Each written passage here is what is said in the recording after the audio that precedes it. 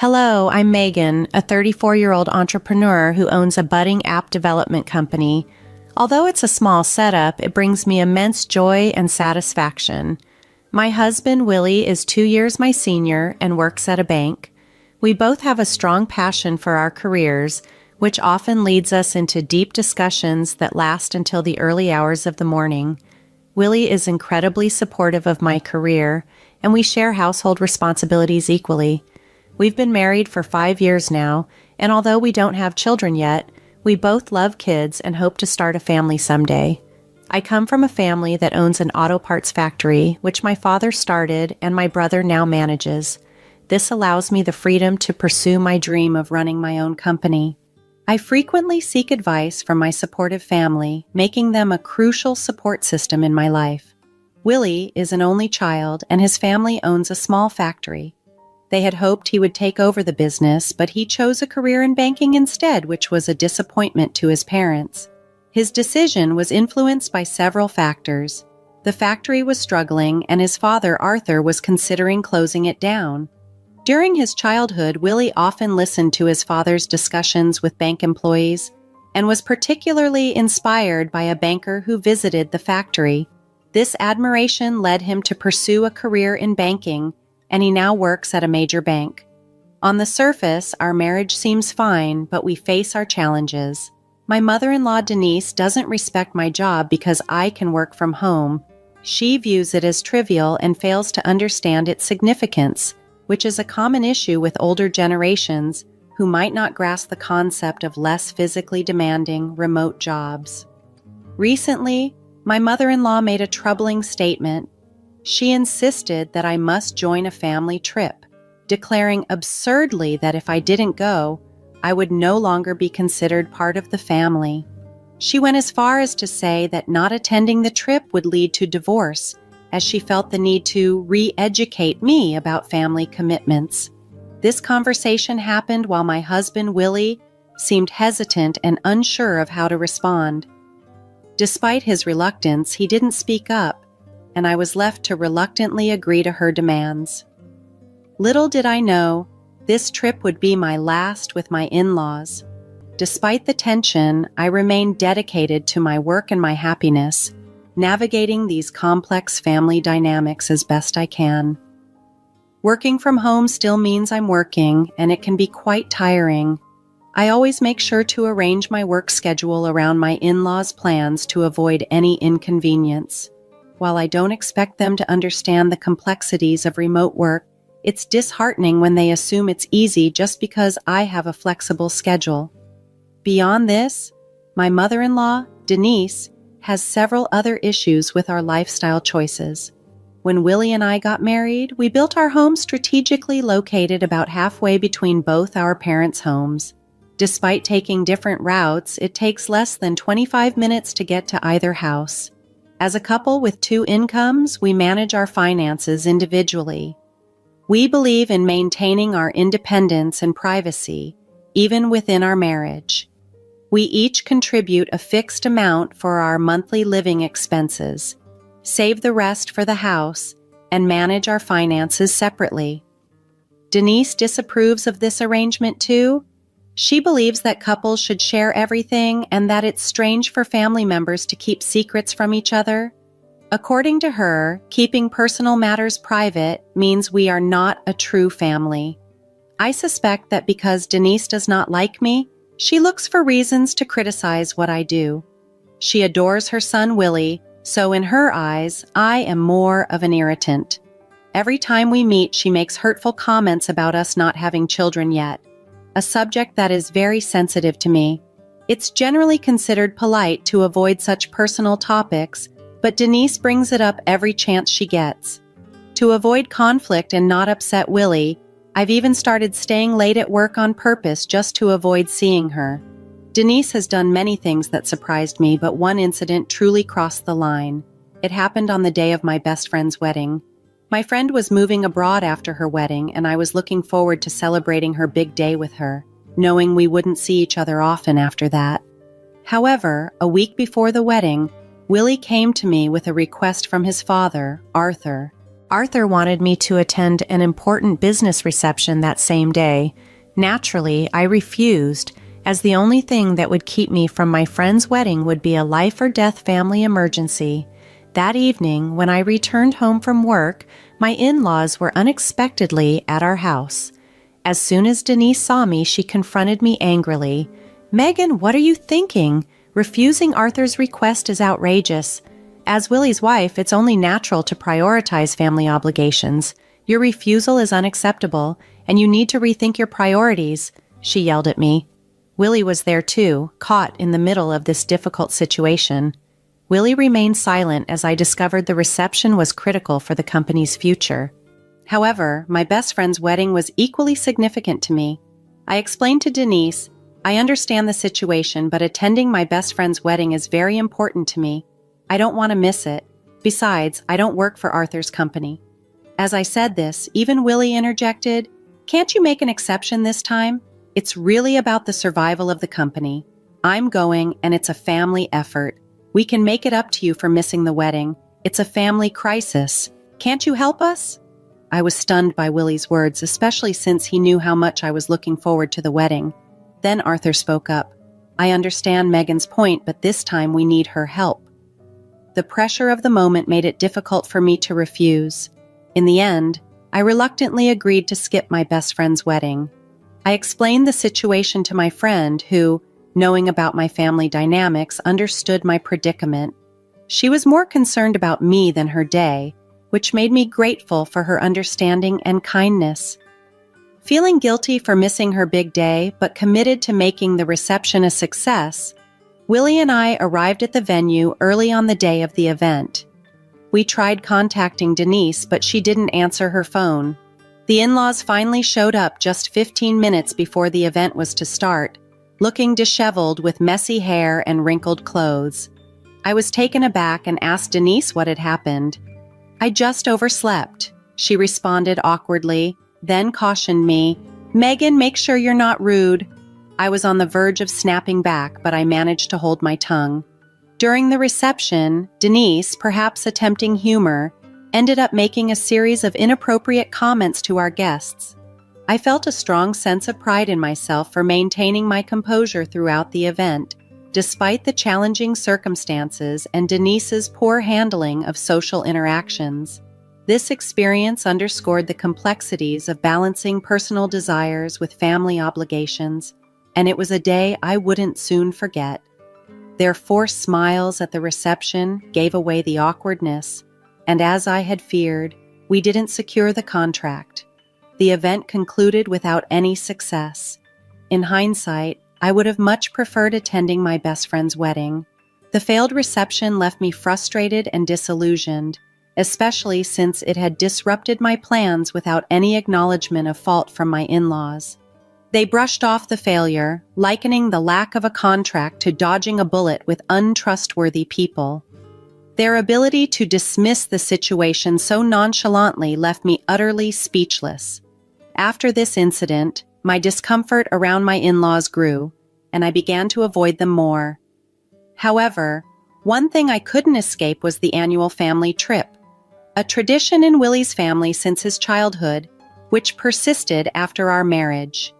Each year, I was expected to join. The responsibility of planning, arranging hotels, booking, and researching tourist spots always fell on me. My suggestions were quickly dismissed, and often during these trips I was left behind in the hotel room, missing out on visiting places I might have enjoyed.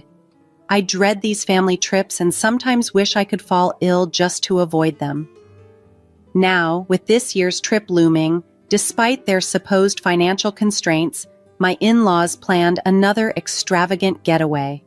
As always, I was tasked with the logistics, keeping everyone, especially my often complaining sister-in-law Kayla, in a good mood.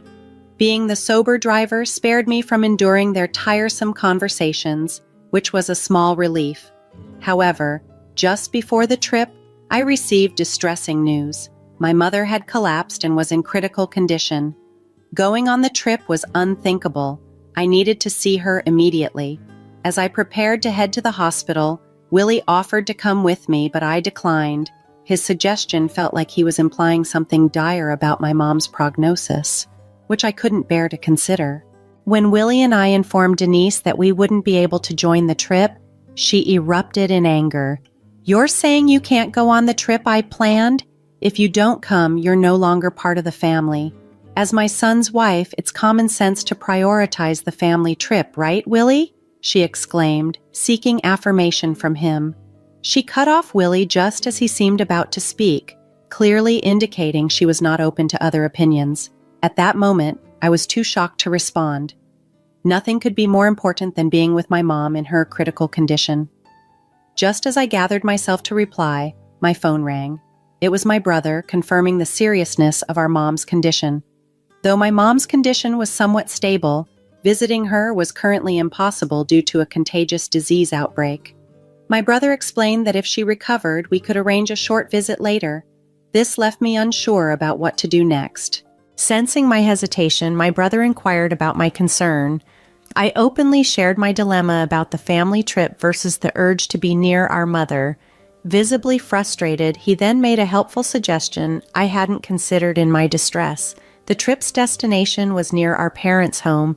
He assured me that from the hotel, I could quickly reach our family's house if necessary. Indeed, if visiting the hospital wasn't an option, whether I stayed at home or the hotel made little difference. Accepting my brother's suggestion, I decided to go on the trip. When I informed Denise, she responded, "Goodness, if you had just said that from the start, I wouldn't have had to get so angry. It's hard to marry someone so naive. Just remember, if you don't come, it's divorce. Honestly, I'll have to re-educate you from now on." Willie looked surprised by his mother's harsh words, but agreed to my condition that I could leave for the hospital if necessary. He joked, "It would be trouble if our driver suddenly disappeared, right? But remember, you're part of this family now, so our needs come first. Your role as my son's wife means this family trip should be your top priority." Denise's triumphant attitude and obvious excitement irked me, but to avoid further conflict, I decided to endure it. On the day of the trip, I was so anxious about my mom that I couldn't put down my phone, despite Denise starting her day with beer and turning the back seat of my car into a party scene. Even Willie joined in the drinking, which surprised me. However, considering everyone had rearranged their schedules for this trip, I thought it would be nice if they could enjoy it. During the trip, Denise's whims were relentless, from demands to stop for bathroom breaks immediately to visits to the grocery store for more alcohol. I felt more like a servant, but I was prepared to endure it for the sake of family peace. Then, a call from my brother brought relief. My mom had survived. Her condition had stabilized and she had regained consciousness. The diagnosis was subarachnoid hemorrhage. Knowing she was getting better allowed me to breathe a sigh of relief and continue the trip with a lighter heart, even amidst the challenging dynamics of my in-laws. Even though my mom's condition had stabilized, I couldn't fully relax just yet. There were concerns about potential after effects. It was a comfort to receive regular updates from my brother, keeping the anxiety at bay. When I shared the news of Mom's recovery with my in-laws, Denise dismissively remarked, "If she's better, there's no need to bother us with such news. You're making a big deal out of nothing." Then Arthur chimed in, "Exactly. No need to spoil our trip with such grim news. We're supposed to be enjoying ourselves." I felt alienated by their lack of empathy and couldn't see them as my family. Throughout the trip, their behavior worsened. They caused a ruckus in the hotel with their drinking and partying, which was quite embarrassing and deepened my distress towards them. Thankfully, Mom's condition remained stable, which meant we didn't need to rush to the hospital. This allowed us to complete the trip and return home without further incidents. Once back, while I was busy with laundry, Denise showed up at our house unannounced with a massive pile of her own. "You have a dryer, right? We don't have one, so let me use yours," she demanded, clearly expecting to be accommodated.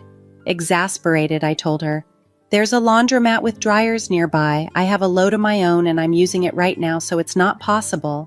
Denise snapped back, "Always so stingy. Once you're done, it's fine. I'll come to pick it up tomorrow. Leave it finished by then." She tried to leave her laundry in our washroom, but Willie stepped in. "Go to a laundromat. Megan is tired and she has to work tomorrow. It's not possible," he said. Denise left abruptly, visibly upset that her son was defending me, hurling insults and slamming the door behind her, leaving the laundry. If only things had been different that day. Perhaps the course of events would have changed. Later, Denise returned with a new proposition. "During the trip, I realized something. Megan, you lack awareness of being married to Willie. We might face similar situations in the future, and since we couldn't discuss it then, I decided that you should make a decision," she said, placing a family contract and divorce papers on the table. I was dumbfounded. What even is a family contract? It was ridiculous and only confirmed my belief that she couldn't engage in a normal conversation. Willie then stood up, finally taking a firm stand. "I have something to say. If you keep imposing your biased views on us, I'll cut ties. I can't deal with this anymore." "What do you think, Megan? She's not your servant or housekeeper. You're the one who's mistaken about your position." Denise was stunned. Up until now, Willie had hardly ever opposed anything. His newfound assertiveness marked a turning point, suggesting that perhaps things could change for the better between us. Willie had always been quiet about his disagreements with Denise's views, not because he agreed with her, but because he wanted to avoid conflict. However, following his outspoken defense, Denise's anger shifted towards me. She accused me of changing Willie, claiming he used to be so sweet and that I must have brainwashed him. This accusation was harsh and unfair. Willie, standing firm, responded to his mother, "The real issue here is not me being brainwashed by Megan, but your controlling behavior. You're always on a rampage, not listening to anyone else's opinions. Frankly, you're a toxic parent. You've never allowed me to do what I wanted, and now you're directing your venom at Megan. Enough is enough. I'm not going to divorce her, and if you have a problem with our marriage, you should stay out of our lives." This confrontation brought Denise to tears, and she turned to Arthur for support. When Willie made his feelings clear, Arthur simply said, "If that's what Willie thinks, then fine. We'll cut ties, do whatever you want," and he stormed out. I was surprised but relieved that Willie stood up for our relationship like that. After the incident, I discussed the situation with my brother, who became furious upon hearing how Denise and Arthur had treated us. He decided to take action, which unfortunately led to a significant fallout within the in-laws' family. It turned out that my brother's company was a client of my in-laws' company. We had kept our family's company name secret to avoid any imbalance of power or conflict. The in-laws had no idea they were dealing with my family's business. With tensions now high, we could no longer separate business from personal matters. My brother had been frustrated with them for not meeting deadlines, echoing the sentiment, "You can't cherish those who don't cherish you." After discussing it with Willie, who also felt that enough was enough, we made the difficult decision to end the business relationship. Willie agreed that the ongoing issues with his family's company, like not paying on time and missing deadlines, were too problematic to overlook, despite the personal connection. This was a business decision, driven by necessity rather than emotion. We had tolerated these issues because of the family ties, but ultimately professional standards had to be maintained. This move marked a significant turning point, underscoring the importance of boundaries in both family and business dealings. After the business relationship with my brother's company was terminated, my in-laws were shocked to learn why. They approached us in tears, repeatedly apologizing and pleading with my brother to reconsider his decision. However, reinstating the contract was out of the question due to their chronic issues with meeting deadlines. They should have been grateful for the patience we had shown them over the years. Willie took the time to explain the situation to his parents, but they couldn't come to terms with the consequences and ultimately chose to sever ties in anger. Willie wasn't saddened by this outcome. Instead, he felt a sense of relief.